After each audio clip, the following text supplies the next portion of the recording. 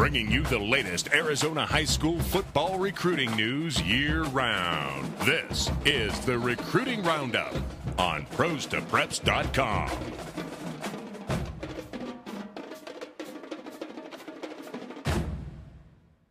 Welcome in a different element to the Recruiting Roundup for the next couple weeks. This is Jason Jewell. I'm Jared Cohen. Every week, year-round, we bring you the Recruiting Roundup, which is the latest in Arizona high school football recruiting. But since it's July and we are just 1 month away from football getting underway in high school for the state of Arizona, we thought we would bring you the top 120 some odd players to watch for in 2013. And we're going to bring you 12 of them every day for the next couple of weeks, and we call it the Daily Dozen. First one, and I want to make sure, and Jason, this is not ranked. It's not 1 to 120 some odd. It is in alphabetical order. These players aren't ranked. These are just the players to keep an eye on. We call it the Daily Dozen, and we will bring you these names for the next couple of weeks. And the first one, number 1, leading off, a long snapper, Nate Adams out of Greenway High School. Well, he's not just known as a long snapper because he's also a very, very good linebacker. Was an all-section linebacker, 6'2", 210. But as a long snapper, he's one of the best in the entire country. By Chris Taylor and their long snapping camp, he's ranked in the top 5 in the nation. Already has an early offer from Air Force. Number 2, wide receiver out at Peoria High School, goes by the name of Darius Aguirre. Darius got a great bloodline. Actually, I played in college with his dad. His dad played at Maryville, then Glendale Community College, Weber State, and then on into the CFL.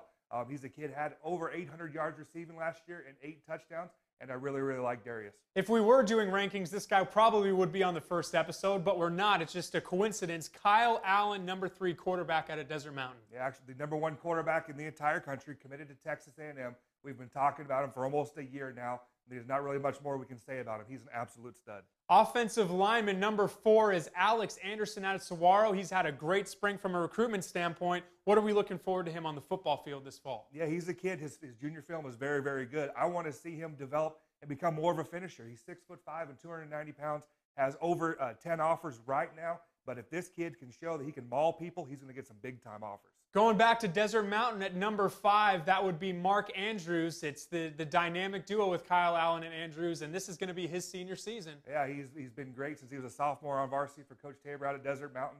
6'6", 235 pounds, getting recruited by everybody in the entire country. Let's go down to Tucson for the first time. At number 6, it's Sal Point. That's Breon Ozine, a very talented and big player for the Lancers. Yeah, big is right, 6'5" and well over 300 pounds. He's been playing on varsity since he was a freshman. Holds early offers from Washington and from my alma mater, New Mexico State. Number 7, staying on the offensive line, but back up into the Valley. He's received some Pac-12 offers. Quinn Bailey, offensive tackle out at Higley High School. He's absolutely blown up. He has Arizona, Arizona State. Oregon is the most recent offer.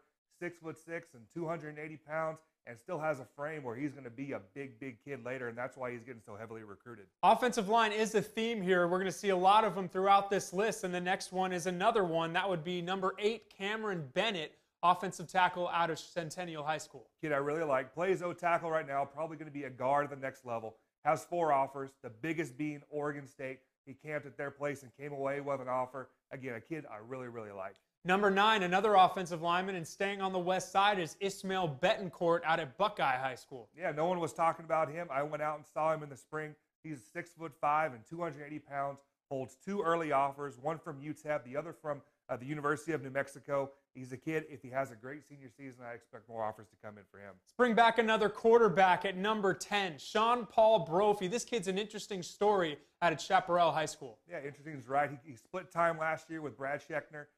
He was basically being handed the job this year, and he's had a great offseason.